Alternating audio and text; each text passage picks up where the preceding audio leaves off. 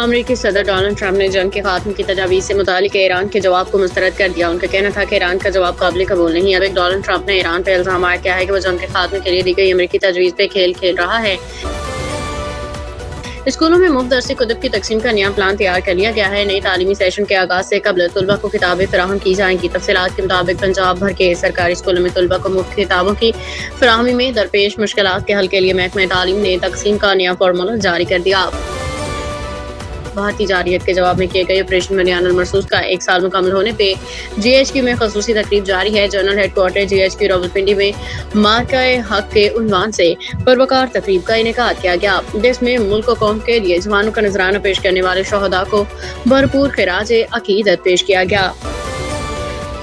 Chief of defence forces field marshal Syed Asim Munir نے کہا ہے کہ 1 سال قبل اللہ تعالی نے مارکہ حق میں پاکستان کو عظیم کامیابی عطا فرمائی۔ بھارتی جارحیت کا منہ توڑ جواب دیا گیا۔ Chief of defence forces field marshal Syed Asim Munir نے جی ایچ کیو میں منعقدہ مارکہ حق کے پروقار تقریب سے خطاب کرتے ہوئے کہا کہ آج کا دن پوری قوم کے لیے باعث افتخار ہے۔